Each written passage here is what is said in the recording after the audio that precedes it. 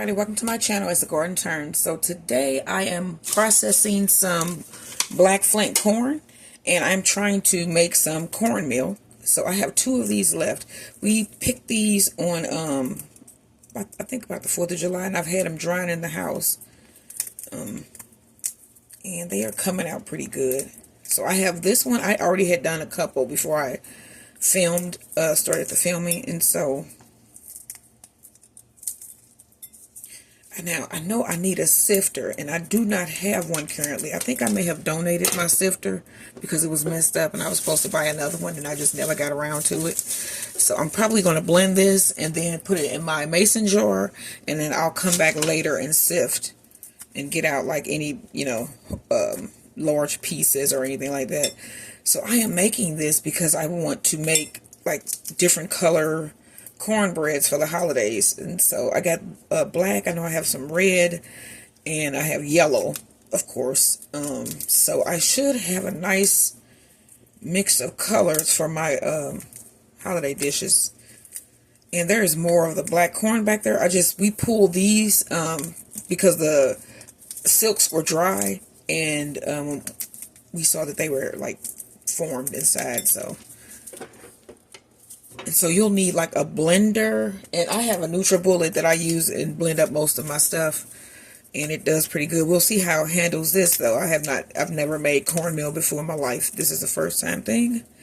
I have grown corn. I grew corn last year. I always get some nice ears from what I plant, so that's a good thing. I had never really thought about making cornmeal until recently. I don't know why. Or even growing corn. Like, I just never thought that was possible. And I'm doing it in a city backyard. Like, it's in the heart of St. Louis City. And so it's kind of weird for people to walk past and see these large corn plants sticking up out of somebody's yard. You can tell what it is. So yeah, it's pretty cool. The only thing is that this dang wind and rain and stuff have been knocking down a lot of stuff in the yard lately. So I know my cantaloupes are gone that I had growing back there, but I'm sure I have some other things that'll take over. Like I know I saw more Kahori melons out there. I even got some Tigger melons planted, and they look like they were doing okay. So that's, like I said, that's what my channel is called. That's the Garden Turns. There's always something going on in your garden. Like, never get your hopes too high. Even when you see something pollinated, you just like, what are the chances that it'll get to a maturity? So, I thought I saw when it fell. I probably did, but this is a black counter, and this is a black corn. So, yeah. So I was like thinking about, like, if it was any part before I started filming, because I'm like, I want to talk about something today. So it's like, have you ever thought about, okay, so is there any part of your life, if you could go back and change it, that you would? And would it make you a better person? Is it because of something that you've learned, in your many years or whatever? Okay, so I was reading a text message that came across my phone. So let me say what. Okay, so if there was any part of my life I would change that I think that would make, life better, would have been, as a kid, more so standing up for yourself. Now, don't get me wrong, I stood up for myself, but I'm saying, if you knew you were going to be the person that you were going to be today, that's what I mean. I would have stood up for myself more.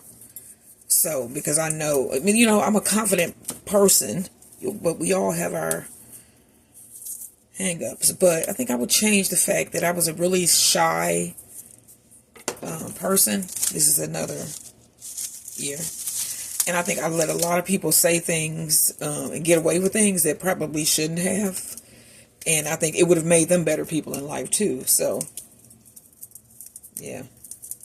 And I'm talking about like school age. I would have went back to school age childhood, and I'm saying that upon my first interaction with other kids, I would have been a whole bunch more confident and not as shy and held back and reserved Now, like I said, I defended myself. Don't get me wrong. I was one of the best fighters in my entire school, but I think I would have wanted to know that I'm worth, what I'm worth. And back then, as a kid, you didn't know about that. And then you think about it now and are like, oh, wow, I wouldn't have let that girl say that, or I wouldn't have let this happen, or whatever. But, yeah.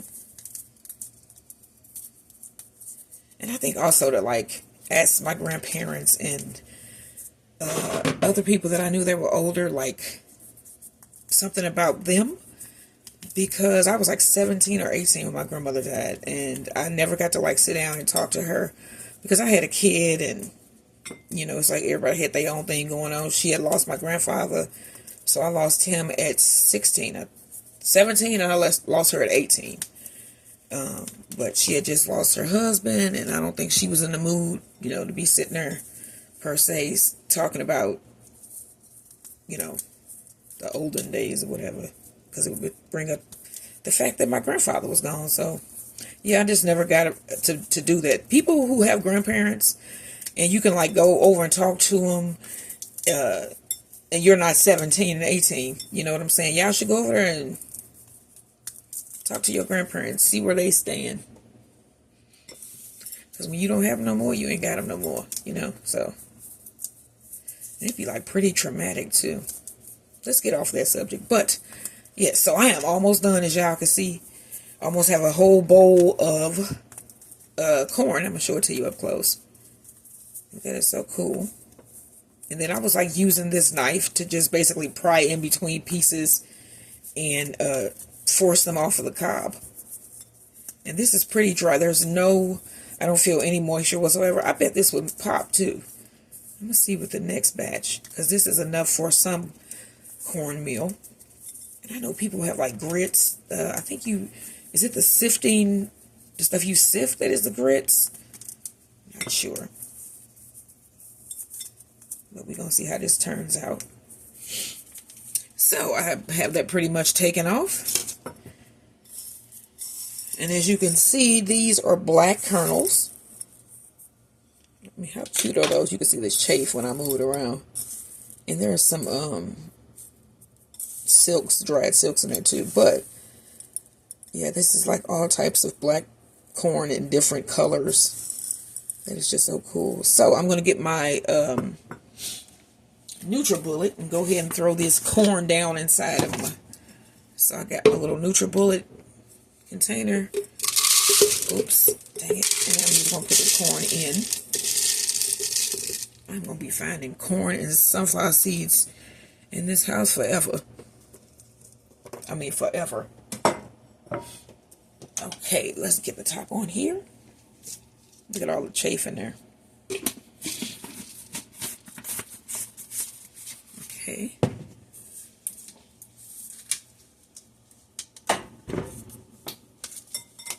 And we know this thing can get loud. So I'm going to see if it'll do what it do.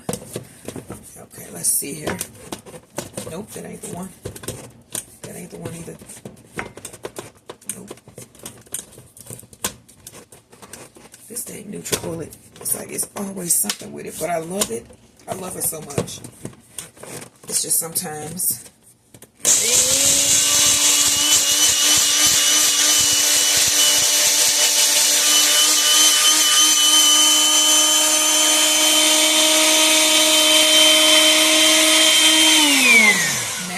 May actually be like a corn flour. Yeah, unplug this. Let's see here.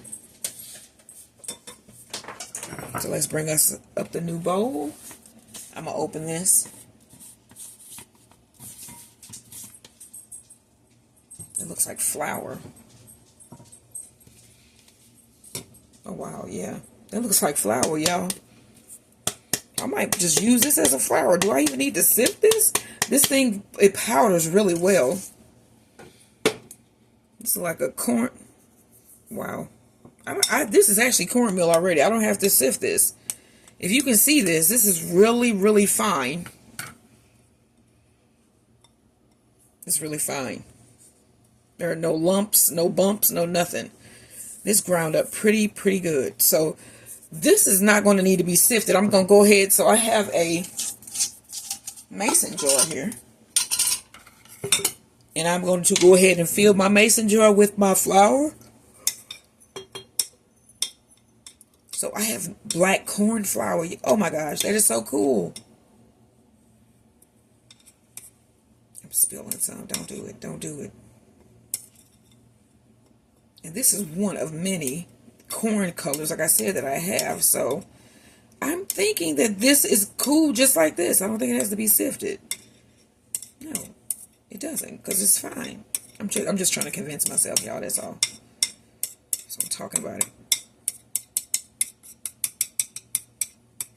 Wow. So what did I get? I got about, I would say about half a cup. That's cool. Black corn flour. Who knew I made this in my dang kitchen? And I grew it in my yard, y'all. That is so cool. Let me put the top on here. And I'm going to put one of these little envelopes. Let me see if I got one. And I know I do. I just clapped my hands and flour came off. That is so cool. So I use these food grade packets that keep your dry things dry. And I basically just drop one of those down inside of my flour. And I'm going to label this, even though currently I know what this is. But I just think that this is just so cool to grow. You know where this came from. You know what you put in it. You know what is in this. And that is what is so cool about growing your own food. So, I mean, this is just so cool. You have to grow so much to be able to have enough to you know, to last for a long time. And I just have a little yard in the back. But we're going to have a bunch of corn ears to grind. Because I have one right here. That was one of my giant corns. And so I am going to ground this up once it dries out. But this is one of my ears here. This has some like green on it here. This is one that my husband had opened. And he didn't close back all the way. And so I just said go ahead and pull it. So I'm going to go ahead and ground this up once it dries. I have it drying now. So these are like the ears that I'm going to be grinding. So I'm going to have a lot of cornmeal, corn flour, whatever I plan on doing. I'm going to have a lot of that. So that might be able to last me for a minute. And the other thing that I wanted to show you guys today was this cucumber that I got out of the yard that was extremely huge. And I'm going to grab a little knife because I want to show you what it looks like inside there. Like, you can eat this if you want, but it's going to be pretty bitter. And I think this was actually a white spine, or because this was one of my mystery cucumbers that had fallen over the winter. It was like right before spring. I grow my stuff in the house, and I took it outside on a warm day and put it in the greenhouse, and all of them fell down. And so the labels came off, and so I didn't know what anything was. So I just basically picked them back up, put them back on the shelf, and I babied them, and they grew into adulthood. And I have a lot of them in the backyard.